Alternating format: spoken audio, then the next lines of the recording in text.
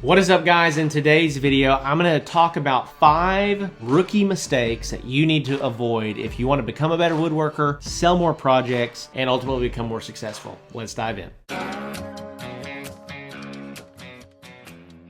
All right, welcome back to the channel. Welcome back to the show. As always, I'm so grateful for you. Glad that you're here. And just a reminder, if you're watching this on YouTube and you have not yet subscribed to the Handmade Business Secrets podcast over on Apple or Spotify, go check that out. And vice versa, if you're listening to this on the podcast, go check out the YouTube channel. Stare at my ugly face and maybe get something else out of it. So my name is Vaught. You may not know me, but I grew a woodworking business to over $70,000 per month in about a 3 or 4 year span of time once I figured out some things and sold that business back at the beginning of this past year for multiple 6 figures. And I'm here to help you as a woodworker. Okay, we help you with your woodworking business, help you become profitable in your woodworking business, and that is what this channel is devoted to. So without further ado, I want to give you 5 rookie mistakes that a lot of woodworkers make that you are not going to make because you watched this video. Number 1, not having tight joints in your product.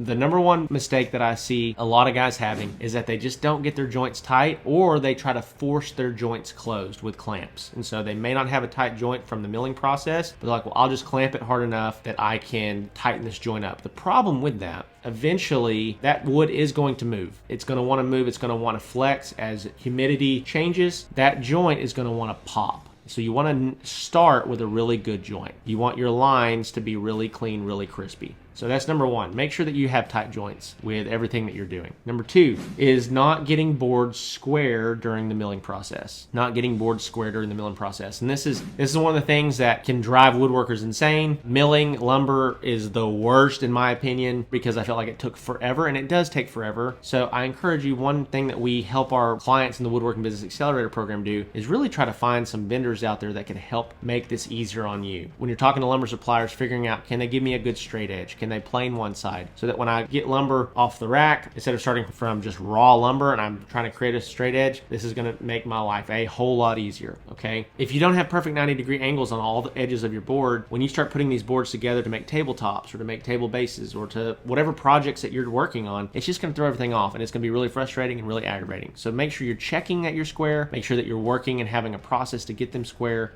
Now, this one is huge. I see this all the time. Number 3 is not checking the moisture content in your wood.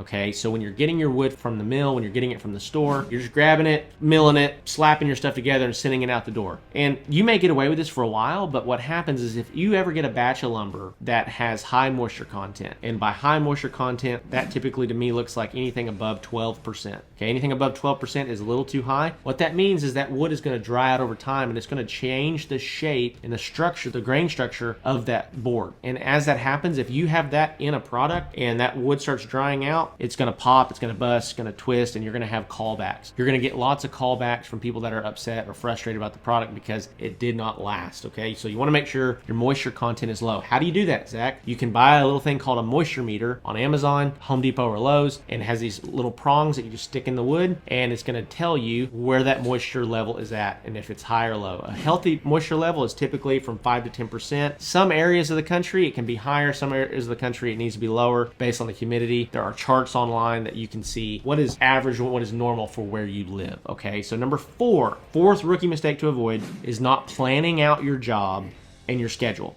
Okay, so let's say that you're working on something and you just work on it until you're done working on it. Well, if you want to make a little bit of money, actually put some systems in your life, if you want to have a process to follow. Now, if you're a full-blown hobbyist, this really doesn't matter to you that much. But if you're doing client work or you're doing things for family and friends, you want to plan out, what am I going to do and when am I going to do it and when am I going to have this thing done? That's just going to allow you to set some stricter deadlines on yourself or your business and help you accomplish more faster. I see too many guys that they just pick up an order off of the pile and they say, well, we're going to work on it until we get done with it. Well, I understand, but you need to set some stricter deadlines so that you're trying to stay on top of your orders, because what happens is if you don't do this, your cash flow doesn't come in. One of the things you got to remember as a business is that cash is king. You got to have cash flowing into the business, and the faster you get orders done, the faster you can get them to clients and collect second half payments. Okay, so you want to stay strict on planning your jobs and your schedules. Again, if you're a full-blown hobbyist, you have no interest in that, don't worry about it.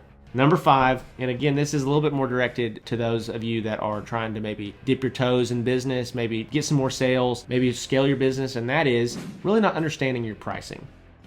I did a really good video here on the channel a long time ago that was the 2 best ways to price your woodworking projects. You should check that out. I think we'll be able to link it right up here. But if you don't understand how to quote your stuff, you don't understand how to price your stuff, you're gonna underbid jobs, be in way over your head, and lose money. One of the best quotes I ever heard, this stuck with me forever, as somebody told me one time, said, you can go broke sitting on the couch. So why go broke working yourself into the ground? Right? So do not underbid jobs, give yourself a whole bunch of work to do, and make no money. If you're gonna make no money, you might as well just do it sitting on the couch. So make sure that if you're trying to sell some of your products, work with clients, work with customers, you want to make sure that you understand your pricing. One thing that is a rule of thumb that we use inside of the Woodworking Business Accelerator program is that we don't want our material cost to be any more than 30% of our asking price of the product. For example, if I'm trying to sell a table for $1,000, I don't want to be in that in material cost for any more than $300.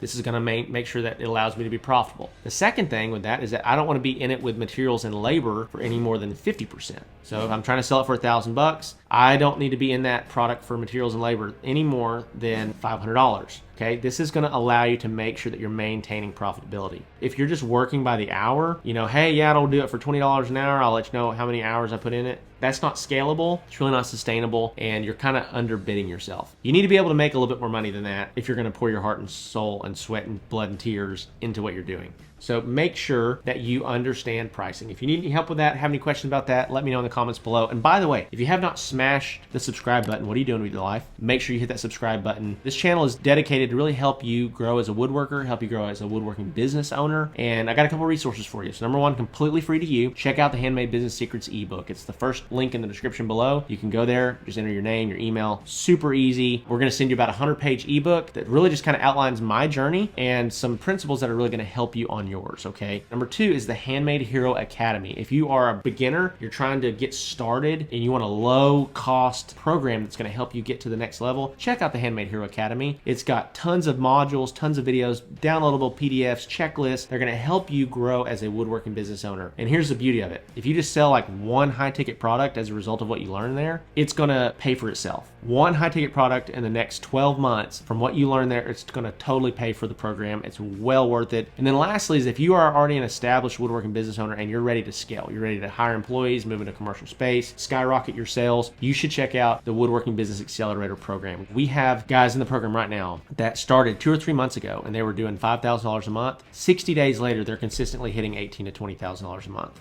Boom, just like that inside of the program. Luke Dodds, he's a young man, he's 20 years old. He's actually one of the coaches inside of the program now. When he started in the program, he was a hobbyist. He was doing $3,000 to $5,000 a month. He's consistently hitting $30,000 to $40,000 months every month now because of the systems, what we teach inside of the program, and also the fact that we run your ads for you and we're gonna help you stay really profitable with advertising and scale your client acquisition. So if you have any questions about this, don't hesitate to reach out to me. You can email me, zach@zachvaught.com. Leave me a comment here below, but I would love to get you connected to the Woodworking Business Accelerator program and help you start scaling your business. So with that being said, as always, love and appreciate you guys, and I'll see you in the next one.